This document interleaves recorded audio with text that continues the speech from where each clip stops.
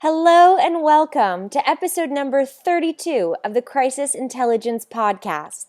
Today is Sunday, January 11th, 2015.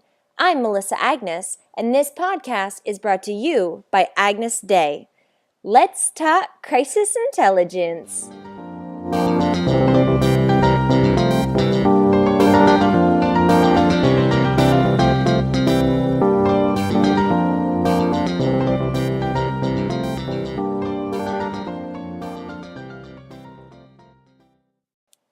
Hi, Dan. Welcome to the show. Why don't you introduce yourself and tell us about what you do? My name is Daniel Noah, and I work for NOAA, and I'm the only person in NOAA, and I'm a meteorologist at the National Weather Service in Tampa Bay. And I talk about the National Weather Service in a lot of my presentations, in a lot of my trainings, because you guys are doing such incredible things.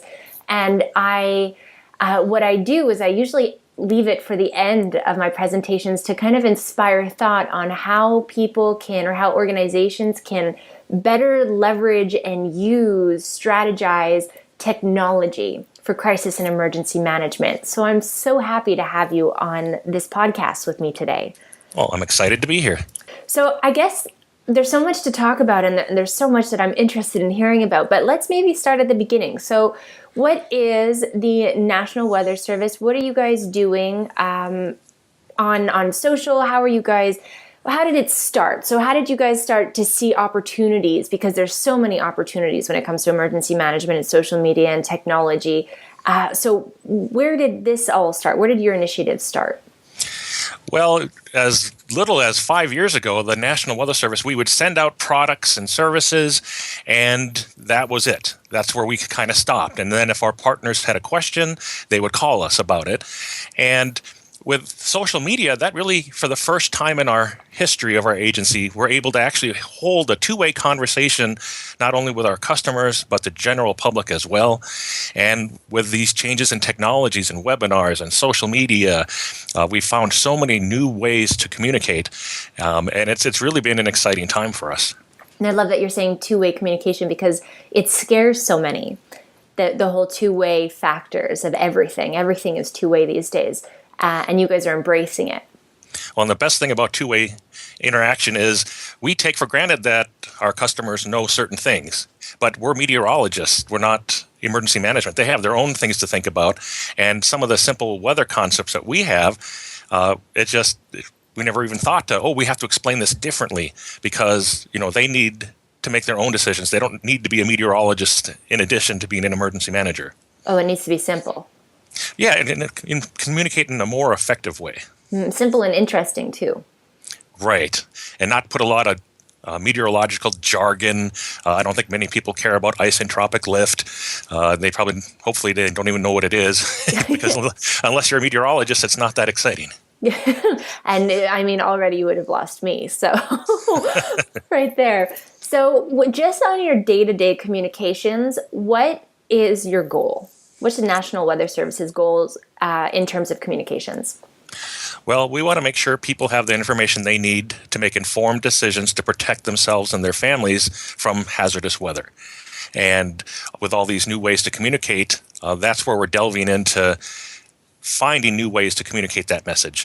Our warnings don't mean anything if people don't get them, or if they get them, they don't know what to do. And that's always been a struggle. I know emergency management struggles with that as well. And this just gives us an opportunity with social media and other venues to reach a lot of people in a short amount of time. And do you find that so again, we're just talking day-to-day communications, not necessarily emergency management communications, not yet anyway. Do you find that people are engaging? Do they find it interesting? Are they following you? Do they find you? Or, how does that work for you guys? Or how is that working for you guys? Well, what's interesting with, say, Facebook and our followers, I think we're up to about 10,500. We don't tend to get a lot of new followers until we have like a hurricane event. And then we get a couple thousand will join, and then they'll stay on. It's interestingly enough, some of our non-weather posts actually are more popular than our weather posts. So we might say, we have an enhanced risk of rip currents on our beaches today. And then we posted a picture of a bunny by our upper level balloon launch station, and the bunny gets tons of likes. And how does that work with, because I love that. You're showing relatability, the humans behind the brand, which is what I always say. And it's not necessarily, the bunniness isn't necessarily, for example, weather related. So what's your strategy there in terms of, because that in itself is a big strategy to keep people engaged and to keep them wanting to follow you. Because if it's not relevant on a daily basis, they're not going to continue. They're going to unsubscribe, and then you won't be in their feed when in an emergency when you absolutely need to be. That's right. And so, we'll ask questions, multiple choice questions. We'll ask, we had the 10-year anniversary of Hurricane Charlie that hit Punta Gorda and the Fort Myers area. And we'll ask them, hey, please share your experiences with Hurricane Charlie. This was some of our experiences, and just trying to engage people on a more personal level. And rather than us being some government agency, oh, it's the National Weather Service. And I think that's Dan there in the back of the picture. So it's been real fun. And you also have to have a kind of a thick skin, because of course people will give you positive and negative comments, but that's all about the relationship. Absolutely. So your day-to-day messages, keeping people engaged and getting your messages out there and communicating what you want to communicate. So weather safety and emergency safety. And then in an emergency, what's the difference that you've seen? Because the noise in an emergency, in especially a natural disaster or something, the digital noise can be so overwhelming and so intimidating. So that's right. I mean, we had a tornado watch a couple of days ago, and we used the hashtag #FLWX for Florida weather, and we asked the Twitter community to send us your damage reports using that hashtag. And that hashtag also allows us to see what people are writing. We'll look at like hashtag tornado, hashtag waterspout, or downburst wind, and we'll see how people are perceiving the message.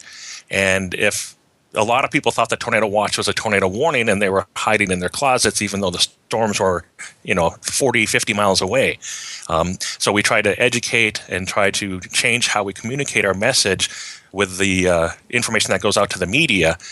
And then we also have a closed chat system with our local media that we can say, hey, we're getting a lot of people misunderstanding the message. Could you address it this way? So you're listening as well as you're communicating, which when we look at any type of, whether it's an emergency or a national crisis, a global crisis, look at Ebola, for example, in Emory University Hospital. One of the key factors that we see for the best crisis communicators is that they are such good listeners as well, and they use that to adapt their message and continue to evolve their communications. And then you hit the nail on the head again, and it's a two-way communication, where in the past it was more of a one-way from the Weather Service outward. And now that we're getting feedback, we can craft our messages differently and hopefully get people to act more appropriately when hazardous weather comes their way. So important. And how many people do you have on your team in terms of in an emergency for monitoring and communicating? We do a lot of the teamwork is on the radars, doing the forecasts. Then we have another team that'll be doing the webinars to emergency management and the media. And we have one full-time dedicated person to just social media. They're either data mining the media, creating posts from our office and sending it out. We have a lot of our police and fire departments that will share what we post with their followers, and hopefully to get the largest distribution as possible. Can you talk a little bit about data mining for those that don't know what it is and how useful it is? It's a neat way to look at, say, the Twitter feed. And I know there are some private companies out there that can look at not only Twitter, but all of the different social media. And when somebody geotags a photo or uses a certain hashtag, you can search for that, and their post will show up on the map. So I'll search for the hashtag tornado. And if I see a cluster of say, Twitter posts in a certain area of Tampa Bay, I know to hurry up and go look in that area and just click on the different feeds and see. And so it's a visual way to look at Twitter, not just following a hashtag, but it's actually plotted on a map. And data mining now, we're seeing that different government agencies are using it to, for example, figure out where the flu might be breaking out across the nation before the medical, the hospitals and that even catch wind that it may be breaking out. So data mining, when you dig into what it is and how to go about doing it, is really, really important, especially for emergency management, for having your ears open as wide as possible to catch clues and indicators of where things are happening and where they're starting to happen. The neat thing about the National Weather Service is we have a lot of not only talented meteorologists, but really you pretty much have to know how to program, you have to know Unix, you got to know all this other stuff, so that when we need a tool to data mine, somebody within the Weather Service of 4,500 people probably has already written one, and we can just take what they have and use it locally. Very cool. And how, especially for emergency management or natural disasters, I mean, we're always seeing, there's a hurricane announcement, for example, and then there's going to be these images that go viral that people think are actually realistic and very true, but really they're from movies, and it looks like it's the apocalypse, and the end of the world has come in a specific region. So, and I'm sure that noise like that, rumors and speculation and the phonies out there or the trolls, that must be, it's a big part of the clutter of the digital noise, especially in an emergency and when time is of the essence. So how do you guys handle these types of nuances? Unfortunately, it happens more than we'd like. With the Daytona 500, they had a low cloud deck come across. It looked kind of stormy and scary, and somebody photoshopped a tornado in the distance. And they said, it's headed toward the bleachers, and they're not evacuating anybody. And really, there was nothing in the area. So when we see a post like that, we can tell right away on radar if it's valid or not. And there's not much we can do about the post being out there. But it's something that we try to educate and go, no, this is false. This is not real. And please stick to the official sources of information for your warning information. And I'm sure other people retweeting or sharing your messages like that, helps it a lot. And it does make people angry too when people trick them online. Yeah, absolutely. It's an emotional thing. And I know that the TV stations have a really tough job because they want pictures from their viewers, and people say, I'm going to tweet or send them this fake one and see if they'll put it on the air. So it's almost a challenge. And we'll get calls from the media and go, hey, we got this. What do you think about this? And I go, I remember that from 10 years ago, and that's where this came from, and that's not real. It's quite a challenge, and it's something that even organizations, I mean, when you have an oil company that has a spill, you're going to have the same types of challenges. So it's really important to identify these things in advance and to kind of figure out how you're going to deal with them, how you're going to monitor for them, how you're going to fact check and correct information, so that you continue to be the lead in the communication or be the narrative of the emergency or of the crisis. And with that said, we just started this conversation and you've just given so much already on what you guys are doing and all the great efforts, in emergency management communications. But how did you, for companies who say, okay, wow, that sounds awesome and I want to get there, I want us to get there, where should they start? Like, what types of policies and procedures did you guys put together at first, so when you were just starting to get your toes wet in all of this technology and social media components? Well, we wanted to jump on 2 years before we were actually allowed to. It has to go through the NOAA lawyers and the agreement that, say, Facebook and Twitter make you sign. It has to be rewritten for the government. And so they go back and forth with the lawyers until they come up with something that's good for everybody. So we're kind of out of that end of it in the field. We just want it sooner than we can usually get it. But when we first started, we had training. And people go, well, what do you post? We gave them examples. We monitored all the posts. And when we'll kind of highlight the great ones and the good ones, and really with the likes and the shares, that kind of tells you if your post is doing good or not. I've done posts where I thought, oh, this is going to be awesome. It's so visual. And it got 1 like. And somebody else will write this 2-paragraph description of something. I'm going, oh, that's way too much text. And then it'll have, 40 likes. And it's like, I just sometimes don't understand what people want. It's hard to figure it out. But it's so, and actually that brings to another point of an evaluation process. We have a regional headquarters that is data mining all of our posts and keeping track of here's the one that has the most likes in order, the top 10. Here's the ones that really didn't go anywhere. And so we have others we have a team in the office and a team in the region that's trying to figure out how to use social media effectively, because it's new to most all of us here. It absolutely is. It's new to everybody, actually, even those who have been on it for a while, and it's continually evolving. There's so many new services coming out. It's hard to be on all of them, but we're going to get out there and try to find which ones are used more effectively. And it's interesting on Facebook. Most of our followers are the biggest demographic are women over 40 for our office. And women in general, there's about 58% women and 42% men that follow our Facebook page. So it's really interesting to see the demographics associated with your followers and your fans. Absolutely. And then especially, Facebook, for example, recently changed their algorithms, or recently, probably about a year ago now, where maybe only 10% is said of your audiences that actually receive your updates in their or in their feed, in their news feed.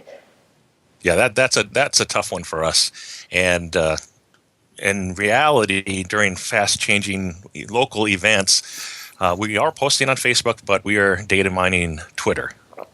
Yes, and that's something that I always say as well, is that Twitter crisis and emergency management, especially in North America, Twitter is a platform that you absolutely need to be on and know how to use effectively. There's just so much information. We looked at our statistics, and the number of water spouts have been going up year after year. And it's not because we're having more water spouts. It's because we were finding them on Twitter that would never have been reported to us in the past. Wow. It's amazing. And it's, talking about your audiences and statistics and that, another thing that I'm always trying to give organizations applicable or actionable steps. So because, saying that, okay, we're going to be crisis ready, we're going to develop a plan and procedures and we're going to practice it. That's a ginormous task, and it's an ever evolving task. So I try to break it up into steps. And one of the steps that is the most important at the beginning is to identify your different audience groups, your different stakeholder groups, and where they are online. So we just talked about how social media is ever evolving and all these platforms and functionalities are always changing and new ones coming out. But it's not about being on every channel, it's being on the right channels. It's about understanding where your audiences are and how they want to receive the communications from you. So, and you guys, National Weather Service is doing amazing things, not just with social, but with mobile technology as well. So how did you, I definitely want to get into that, because for me, that's just so exciting and so inspiring. And I'd love to talk about that stuff and to hopefully inspire others. But how did you, so I guess the first question would be, how do you go about figuring out, through all of this technology and through all of these different platforms, how do you identify where or keep up to date with where your audiences are and the technology and platforms that are most important for you to use to reach them in an emergency? I think only thing we can do right now is to look at the demographics of our fans and followers to see who is interacting with us. And then we have conferences with emergency management, and we see what they're doing on social media. We're sharing best practices. The emergency management community has been really great in Florida about coming up with a social media policy for their county and sharing it with other counties to kind of lift everybody up, because they see the value of Twitter and Facebook on social media. That's good. So collaboration, and that's another thing that I'm always trying to talk about, is who can you collaborate with? Who do you need to collaborate with in what sorts of crises? So how can you have those conversations with those third parties or government agencies beforehand? And then as well, like you guys are doing, figuring out and sharing best practices amongst the industry or, your different agencies or different people or organizations that you need to collaborate with, that you should be collaborating with. In Florida, we have 2 main conferences a year, and that is the best way to get people from a variety of backgrounds together to discuss those issues. We have the Florida Emergency Preparedness Association annual meeting, and then we also have the Florida Governor's Hurricane Conference. And I bet in every state there is a conference like that for whether it's winter weather, whether it's some other kind of weather, where people get together, and I find those invaluable. Not only are you networking and getting to know people so you can use them as a resource later, they're showing you this is the policy we came up with, and maybe you can tweak it to have it work for your business or your agency. So amazing. It's that, and it goes again with that whole two-way communication and the whole evolution of sharing and communicating and collaborating. Yes, because why redo it or reinvent it if it's already been invented? We're really big on sharing within the Weather Service and with the emergency management community and the media. Those are our primary partners in the warning system. And those relationships have to remain strong to make sure that when we do issue the warnings, they're going out effectively. What I love the most is the more I speak to these, smart organizations like the National Weather Service, the International Committee of the Red Cross, all of these organizations that are doing amazing things and have such important roles in emergency management. One of the things that you all have in common is that collaboration, sharing, helping each other, providing, not reinventing the wheel. Right. And when we issue that forecast and we say, okay, here are the impacts, here's our confidence level, here's what's going to happen, what we think is going to happen, and then see how they use that to manage their limited resources in the most effective way to save the most, protect the most people and property that they can. Because we all know our resources are definitely limited, especially Buffalo is finding that out right now with all the feet of snow that they're getting up there. Oh yeah, absolutely. So at the time of this recording, I think that's a big one. Especially we're recording this in November. Right, and that's an early lake effect snowstorm for them. Absolutely. So you guys have an app, do you not? It's called the Spotter Network app. Well, that's an interesting thing. The National Weather Service does not create apps, and I'll tell you why. The private sector can do a much better job creating apps than the National Weather Service. If we created an app, a meteorologist created it, we'd probably end up creating it for other meteorologists, not the general public.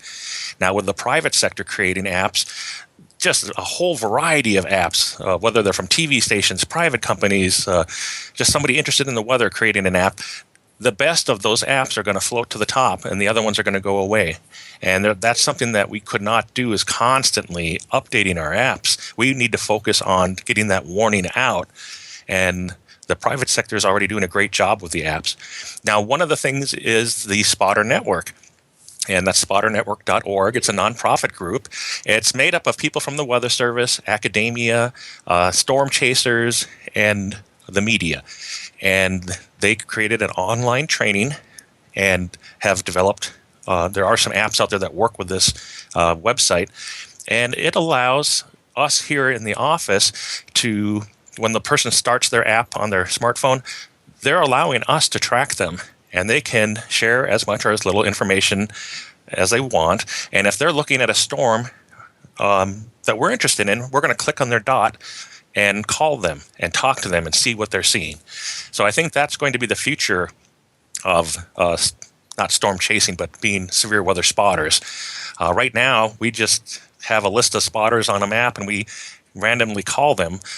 But with this new app, it's only on when they're looking at the storms, and so we know they're a high-end spotter, and we're going to call them and see what's going on. Wow. So on your end, you have the same app that they do? I do. And so when you say when they turn it on, it's like when they open the app and actually use it, that Yep. You can see what they're doing? Or you get The min- feedback? Yep, the minute they turn on that app, their dot shows up on the screen. That's awesome. And you're absolutely right that it shouldn't necessarily be the government agencies that are creating the apps, because apps, there's a whole strategy that needs to be taken behind the whole app system. And the biggest thing is that it is utility. It needs to be useful so that it's, the percentage of apps, it's something like 50% of apps ever downloaded are never even opened once, and something like 50% of those that are opened once aren't opened twice. So that's a high volume of apps created and never used. That's right. And in the Weather Service, we are supporting the private sector we create what's called a digital database. So you can get a different forecast across the United States every 2.5 kilometers.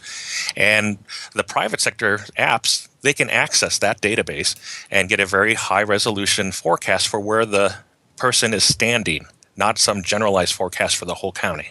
Wow. And it's so amazing that with such an important role that the National Weather responsibility that the National Weather Service has, and all of you who are working together, for this service, it's amazing and inspirational how well you guys are just figuring out all of this new technology, social media, two-way communications, and all for emergency management. I think that it's really, really great.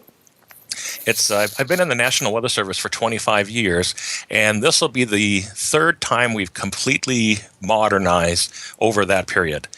From when I came in the late 80s, the computer power was not there, and we did things completely differently, and we modernized in the 90s, and now we're kind of doing a grassroots modernization from the ground up now. And it's really an exciting time to be a part of the Weather Service. It really sounds like it is. I mean, I would think that it is, and it's so great that it actually is. Yes. It's not just in theory. You're actually doing this stuff and saving lives.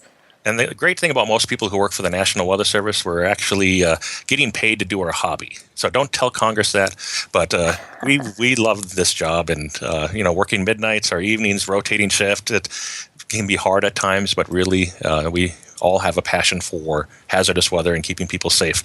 It's amazing. And first of all, that's, in my opinion, the only way to live a life. So, kudos to all of you. But on another point is that's why you're doing so well at meeting these very, very critical needs and goals. And it's just some of the other technology that keeps coming out, the wireless emergency alert from the FCC and FEMA. That's just a no-brainer for us to utilize that technology with our warning information. My goodness. So that was actually the next thing I wanted to talk about, because so I can't tell you how often when I present or I give a workshop or something, I always save it for the end, because normally what I'm talking about is, these helping people understand the news, the real-time news cycle, or today's crisis realities and challenges, and giving them practical steps on how to make these challenges work for them rather than against them in a crisis or an emergency. And I always save, I guess probably because I'm so inspired by it and I'm so passionate about it, but I use you guys as an example at the end of my presentations that say, all right, a little overview on mobile technology, and I talk a little bit about your wireless emergency alerts, and then I end that with, hey, if the National Weather Service is doing this, how could mobile technology, a technology that is in your pockets at all time, how can that work for your organization? How can that augment your communications? So I always leave them thinking, and I always leave them thinking with something that you guys are doing. So let's talk about your wireless emergency alerts. Well, if you have a cell phone that's less than 2 years old, it's already built in, and you may have already received something that looks like a text message telling you about some kind of tornado warning or shelter in place in your area. And it's not a text message, it's an administrative message. And what the cell phone companies have done is when we issue a watch, or rather a tornado warning for a county, we're only warning a small part of that county. And so the cell phone companies go, well, I've got 2 towers inside of that warning, so I'm going to broadcast this message to everybody with a cell phone listening to those 2 towers. And they all get it at the same moment in time. So if you ever happen to be somewhere and all of a sudden, say you're at church and, hey, like 300 phones just got a text message all at once, pay really good attention to what's going on. Look at your cell phone, because that means something is going on in your immediate vicinity. So it's an administrative message. It comes in like an SMS, right? So for those, it's in the text message category. It is it's only limited to 90 characters, so there's not a lot of information in there. Okay. It's more of a bell ringer, and if you drive into an area that has an alert, even 10 minutes after the alert was issued, you'll still get it. And it just says, hey, pay attention to this and find out more information because something's happening. So I've seen samples, and for those of you listening, I'm going to be putting slides. Actually, they'll be in the show notes of this podcast, no matter where you're listening to it from. So I'm looking at examples of these WEA messages, and they really are short. And they're saying you end with the call to action is check the local media. Typically, because you can't put. I'm asking because you can't put links. Is that right? That is correct. Okay. So it comes in as a even more condensed than Twitter message, but it's an alert. So even if your phone is on lock screen, it's a push notification, correct? It just comes straight through. And so I'm not a big fan of opt-out services, which we have a lot of in North America, but especially in the US. However, when I read that your wireless emergency alerts is an opt-out service, I thought this is the purpose of opt-out services. So for those listening, opt-out versus opt-in. Opt-in is something you actually have to subscribe to receive, and opt-out is something that you're automatically subscribed to. And if you don't want it, you have to opt out rather than choosing to opt in. And typically, I think that there's so many services right now that are opt-out. And I think that it can be a huge violation of one's privacy. But when we're talking about emergency communications and saving lives, I was actually very happy to see that this was an opt-out service, which means that nobody has to worry about being subscribed to it. And it doesn't typically happen that many times a year. If you're in Tornado Alley, maybe you'll get one 5 times a year. If it really is something that's life-threatening near you, whether it's tornadoes, flash floods. It's also for non-weather hazards. The presidential alerts can go over this to notify the nation that the president is going to speak. If you have a train derailment and a chemical spill and emergency management wants you to shelter in place, that comes across there as well. So it is really a life and safety issue when you do get one of those. Oh, I love it. And you have an example that you told me the other day of, and I think it's a great story. It's of the success rate, or just one example of how many lives it saved. There was a tornado warning that went out on the wireless emergency alert in East Windsor, Connecticut on July 1st, 2013. Up to 35 lives were saved because the soccer dome manager got this alert, evacuated everybody to another building, and just as they were shutting that door, the big inflatable soccer dome was picked up and thrown away into the nearby interstate. And if they would not have had that alert, they probably would have been in there when that tornado struck. My goodness. And if that's not a powerful message, I don't know what is. It's like I said, I just can't say enough how happy and how inspired it makes me to hear that you guys are doing these things, and that it's reaching so many people and it's saving lives that otherwise, like in that situation who knows what the outcome of that situation may have been. Yeah, it would have maybe have been terrible. Yeah, exactly. So the communication, just thinking logistically, so the National Weather Service pushes the emergency alert to the cell tower of, the local within the county or the sub-counties of where an incident is potentially occurring or will occur? Well, is that how that works? The coordination of the message is actually done on a national level between FEMA and the National Weather Service and the cell phone providers, the cell phone carriers. And so it goes up to a national level, it does its magic up there, and it goes to the appropriate cell phone tower automatically. Okay.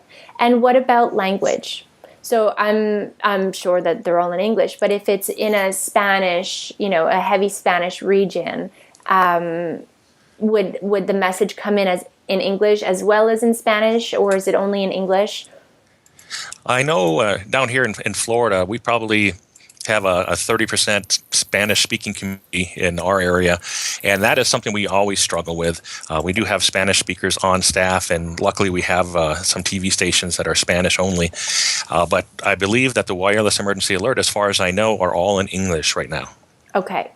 All right. And if they were to change, because you're stuck with 90 characters, so I guess it might be 2 notifications that people get. One would be English, one would be Spanish, or is that still in logistics? That is a very interesting question. I'm gonna bring that up next time we have one of these calls. The other neat thing about this is if we issue a tornado warning, it goes to where it needs to go, and then it comes back to the appropriate cell phone towers. We are testing the system right now, so your county emergency management agency can send non-weather emergency messages from their offices. And then they don't have to go through us. We're just one more layer of something that could go wrong. And so it really is neat that if there's a train derailment, they can issue that message out to the cell phones from their offices. And in the past, that has never been the case. They've always had to come through us. Okay. Oh, it's interesting. And okay, so this is geotargeting. This is geotargeting for emergency management, emergency communicating. What else, other than, we talked about the spotter network, we talked about the wireless emergency alerts, what else would geotargeting, or do you use geotargeting for any other type of emergency communication? Well, I think the smartphone apps are using geotargeted information. And so the private sector is definitely using that in their apps, and that's adding value to their apps because it's only going to notify the person when it's relative. And one of the neat apps out there, and actually there's several, is with lightning. If lightning strikes within 10 miles of where you are, your phone can either send you a text message, or it can ring, or it can do something to notify you, hey, there's lightning in the area. If you're at the beach or you're outside working, you might want to consider going inside until the storms have passed. Wow. And I mean, lightning is a storm factor. It's a factor within big storms. And I wouldn't necessarily, I guess because we're so used to lightning whenever there's a big storm, do people, maybe kind of playing devil's advocate here, I'm thinking if I got an alert that said, hey, there's heavy lightning, do people take those alerts? Because when we see, okay, let me start. When we hear thunder and see lightning, we kind of think, okay, it's a storm. We don't really think that we're going to get struck by lightning or that it's going to affect us in an emergency in a hazardous way. So putting out alerts for things like that, does it make it more severe, or do people take it more seriously if there really is a high risk? I think for the people that have that app, they understand the threat of lightning and they would take action. Okay. We are working with athletic associations, especially when the kids are out in the ballpark playing softball or baseball, that they have a lightning plan. And so that type of an app would be awesome for the umpire to say, okay, we're going to call the game for 30 minutes until the storms have passed because we have lightning within 10 miles. And that's not something that really happened that much in the past. But now the NFL and the NCAA are both getting into evacuating the stadiums when lightning is near. I can see the practicality absolutely for different venues and different, times and situations, circumstances. So for people who are listening and who say, maybe an app like that would apply to me, or maybe I'd be interested in learning more about the different apps available out there for emergency management that may apply to our organization or our stakeholders or our industry, is there a place that people can go or to kind of take a look at what apps are available all related to emergency management? I think the best way to find those apps is to actually search the App Store. And if you're interested in Lightning, search Lightning. If you're interested in the incident command system, you put that in there, a bunch of apps are going to come up. But I think what most businesses, they kind of understand that, hey, weather affects my business, whether I'm a roofer or I do something outside or shipping, weather can have a negative impact on your business, and to be situationally aware of the weather, especially when it's hazardous, can really benefit not only the business, but keep their employees safe. So there are some private sector services that for a minimal cost, they can tailor to your needs, or there's a lot of online resources. You could create something yourself. And I think, again, with that, it's just best to collaborate with people and go, hey, what are you using, or what kind of things do you know about? Absolutely. And on that note, the National Weather Service, you work with different organizations and venues to help them be more storm ready or aware of these sorts of things, don't you? Yes, we started a program where we would recognize a city or a county as storm ready if they met certain criteria. Having multiple ways to receive the warning, to get the warning out, to have a formal written hazardous weather plan, to have exercises. And if they met all of that, we would formally recognize them as storm ready. It doesn't mean storm proof, but it means they're better prepared when the severe weather does come. And that was such a hit. Every county in Florida is considered storm ready. And a lot of the cities, the municipalities, are now coming on board as well. But we had, big consumer groups, private sector groups that say, well, we want to be storm ready. So a lot of the theme parks in Florida have been recognized as storm ready. Anywhere where you have a lot of people outdoors that can be harmed by severe weather, those are the groups that we're looking to really recognize. Now, that program isn't for everybody, but we do have a second program. It's a person or a group or an agency can apply to be an ambassador for a weather-ready nation. And what that means is you agree to do certain things. So we're in communication with the Weather Service, and we might say, here's a simple hazardous weather plan. It's one page. Share it with everybody in your housing association, and so they can at least have some kind of a plan that if we had a disaster of some kind, family members know how to contact each other. They maybe contact somebody out of state, and that's who you tell that you're okay, and where to meet up.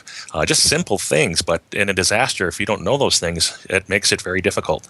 Absolutely, and it's something that needs to be. In a disaster, you revert back to default. So unless it's something that is very top of mind, you may not necessarily think about it because you're human. You're going through an array of different emotions during a disaster, during an emergency. So I would think that the ambassador program is very, very important and good for those types of things, helping people better understand what they need to do in different types of emergencies and making it almost or helping it become more like second nature than something that would easily just get forgotten or just get pushed down in the subconscious because you're dealing with an emergency. And there's so much weather information out there that it just becomes overwhelming very quickly. By being an ambassador, we're kind of filtering through all of that noise and saying, okay, here's one piece of information that you can share and that'll have impact with your sphere of influence. So an ambassador can be any organization across all levels of government, businesses large and small, the media, nonprofit and non-governmental organizations, and of course, academia.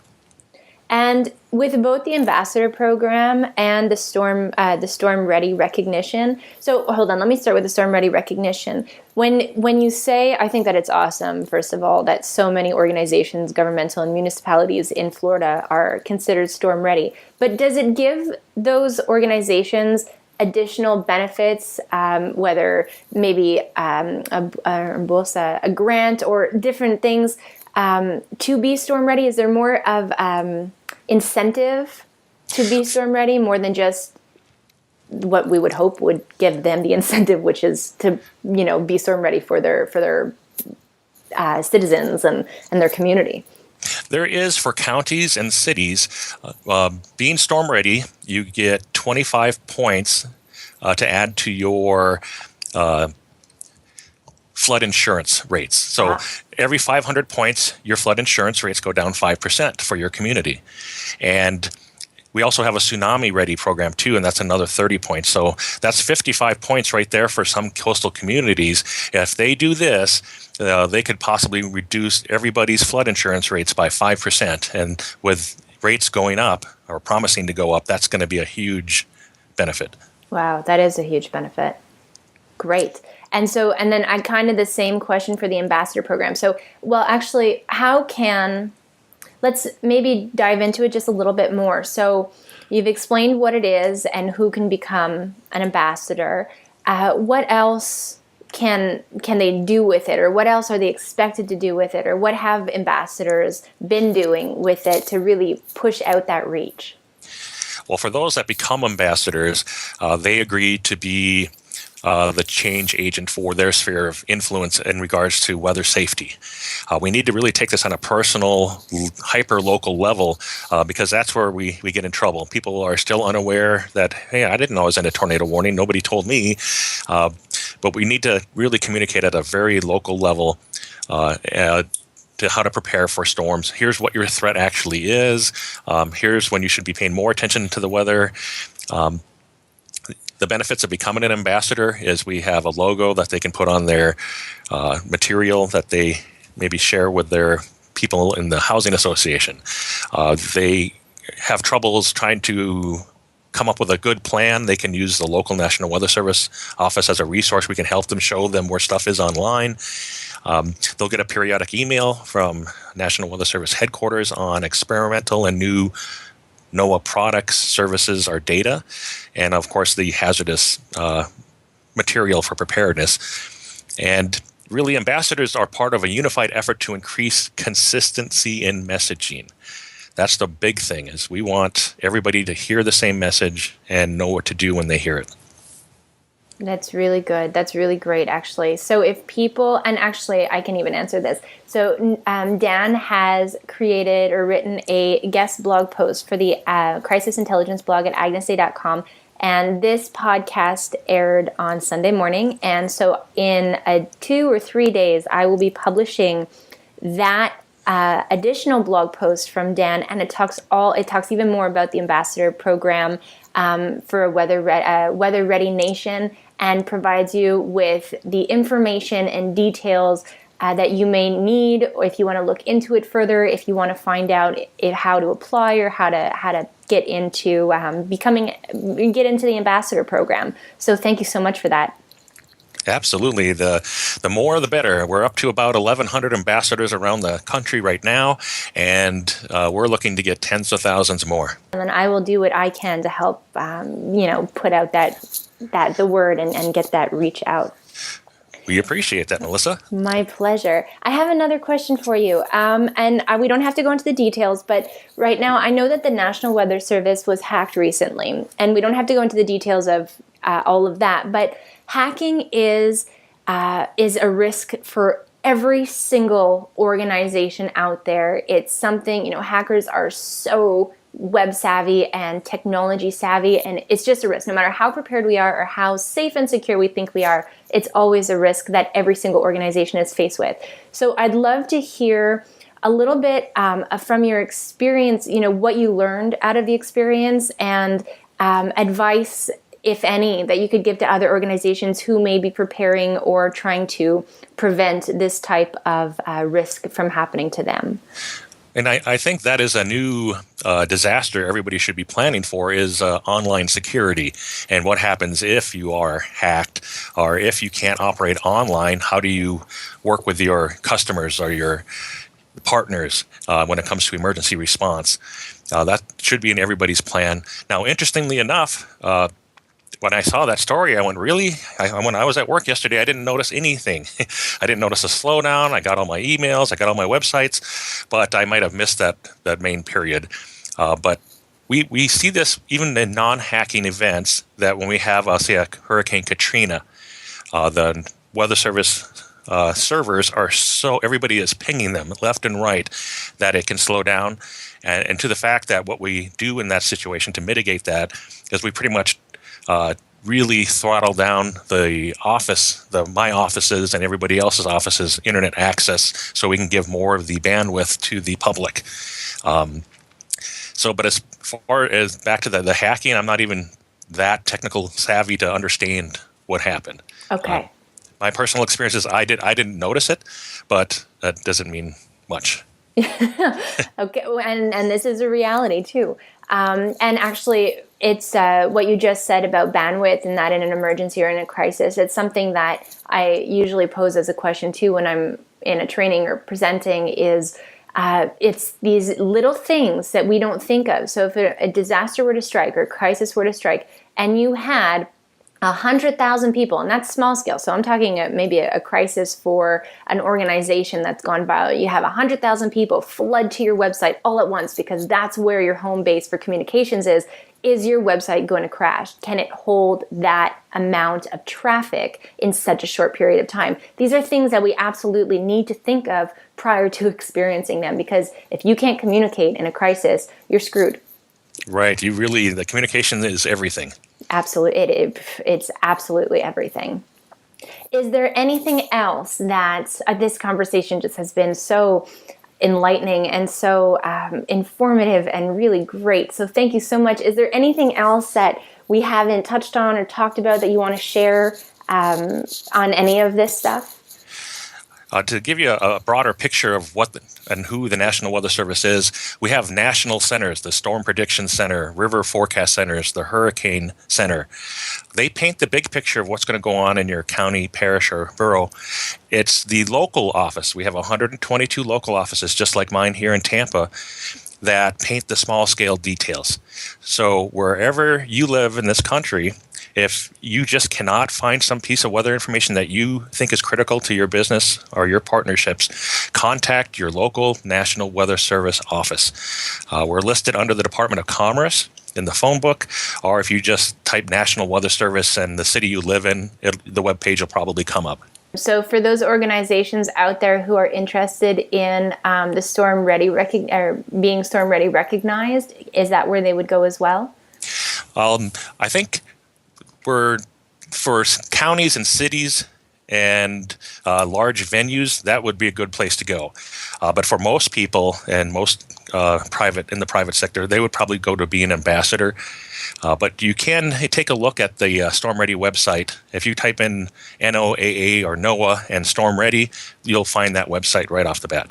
Great. And as for the ambassador program, there's going to be, like I said, information on the agnesday.com crisis intelligence blog. But for those who don't want to wait 2 days or who may not go there, who just want to go straight to get information for the ambassador program, where can they go for that? They can go to noaa.gov/WRN for Weather Ready Nation. So noaa.gov/WRN. Awesome. As simple as that. And for the people and community members that are interested in following the National Weather Service, and whether that's on social or whether they just want to keep up to date with the initiatives that you guys are doing and with all of this technology and emergency communications, where can they find and follow you guys? If you're on Twitter or Facebook or YouTube, just type in National Weather Service, and you'll get a whole list of the different offices that are involved. Dan, thank you so much for taking the time to have such an important conversation with me. Well, this is a great talk, Melissa. I sure have appreciated being here. Talk to you soon. Okay, bye.